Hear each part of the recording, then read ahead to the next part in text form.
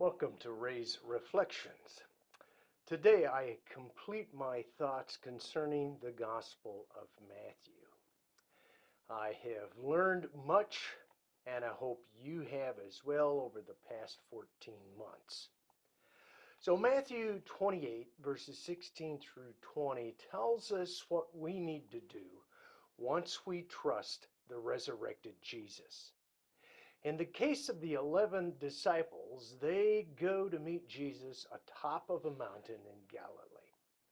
When they see him, they are overcome with awe and they bow down in honor of him. Nevertheless, Matthew says that the disciples had their doubts. That is, they were struggling to make sense of what they had witnessed.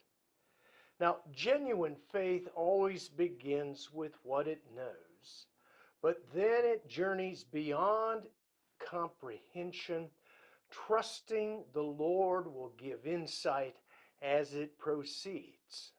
At this point, Jesus proclaims that he is the empowered king of God's people and the peoples of the earth.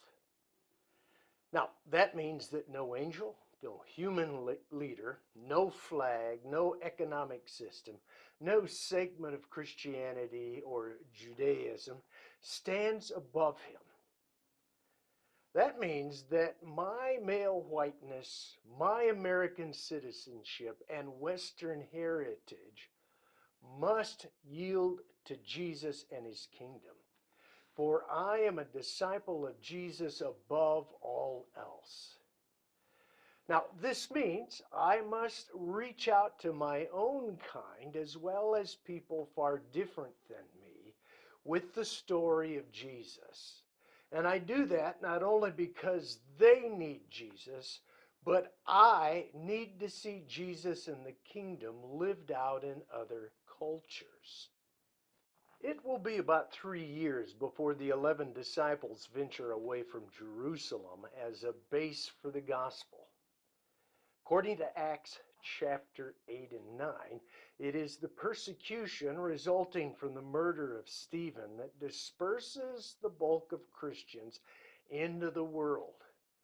Months after that, it takes 3 visions, 3 guests, and a house full of attentive non-Jews for the Apostle Peter to recognize, to realize God doesn't show partiality to one group of people over another.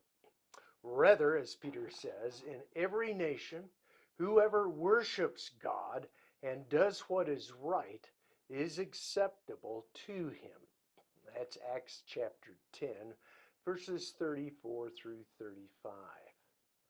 When I take the good news to cultures different than mine, I may discover how my situation in life has blinded me to the fullness of Jesus and the kingdom.